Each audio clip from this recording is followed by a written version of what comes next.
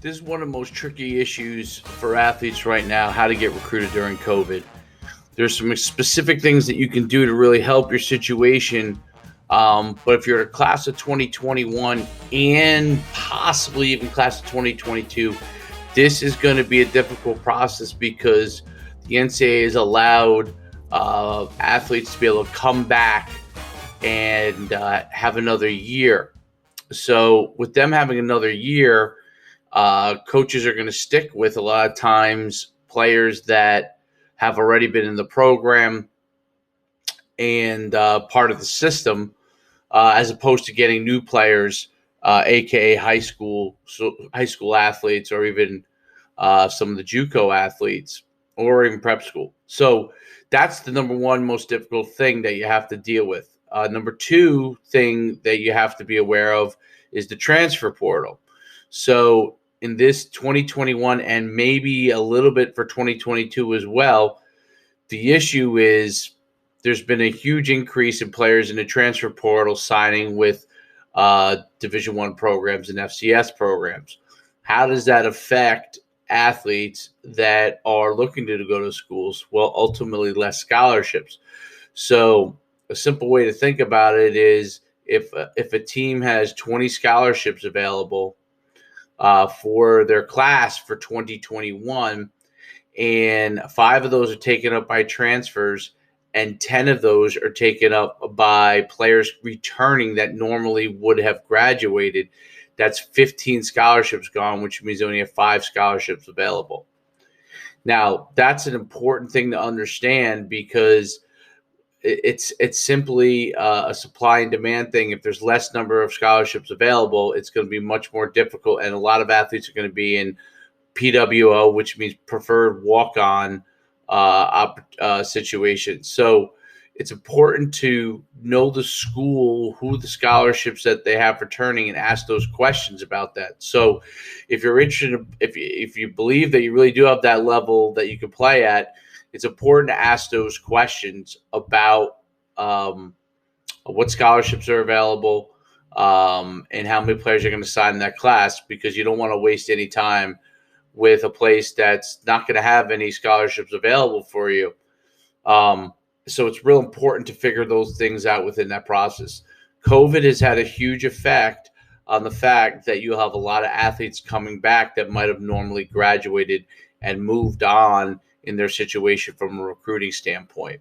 So it's important to ask the questions about at every school. And the second thing is, if you do want to play in college and there are no scholarships available, what do you do next? So if you're a very good student, I don't recommend going the JUCO route because you lose eligibility each year that you play in JUCO. Go the prep school route if you feel like that you need another year to develop because of that situation, but there's no guarantee. So a lot of athletes have taken preferred walk-ons that would not have normally, or will have to take the opportunity to play at a Division II or Division III level, because if you think about it, if guys who were recruited at FBS level were no longer able to get scholarships, let's say because there are fewer scholarships, they get pushed down to FCS and so on and so forth. So everyone may get pushed down half a level or a level because of the fact that there aren't as many scholarships available. So this is a key component to understanding your recruiting process. Then the next question is, how do I get recruited if I can't get on campus? So everybody's hopeful that this summer we'll be able to do it, and maybe the end of spring. Nobody knows the answer to that question, whether we'll be able to get on campus. So there are 3 important things that you should think about. Number one, how are you going to market your capabilities? Whether it's your coach or yourself, how are you going to get that out there? Okay. In the past, there will still be a full slate of independent camps, which means tied to not tied to colleges, which I think are very valuable for building your resume, building your competition base, building your exposure. The summer camps for colleges most likely will be back this year, but we don't know. So you can't take a chance that you're hoping for that like you did last year, like a lot of athletes did last year, and it doesn't work out. So a really key component is to figure out how can you showcase your skills. So one of the ways you could do that is do a virtual combine. I've seen colleges like Penn State send instructions for it. We have instructions for it at NUC Sports, and we'll break out that film for you. But they're doing a virtual combine, following the parameters that the school outlays, asking that school what they'd like to see, and then doing those drills, videoing them, and sending them out. Okay. Camp film, if you go to independent camps, if you can get yourself camp film from these combines or camps, you're going to have to utilize that until things go back to normal. Usually it's used for purely exposure, but now you might need that film. Okay. Obviously, your game film, if you got to play this year, your game film is important. If you didn't get to play this year and you played in an all-star game or you attended a camp, you're going to have to use whatever film you have or do a virtual combine and send that information. It's not as good as what you would normally get, but it's definitely better than doing nothing, okay?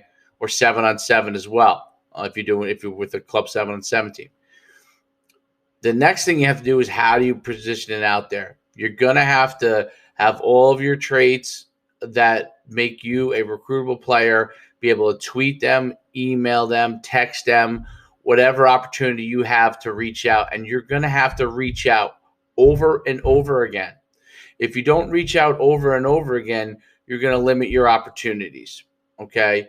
That's a critical component to it. You got to reach out over and over again, okay? I would make phone calls to the schools that you're most interested in and talk to their coaches and see if you're someone that's going to be on their radar screen.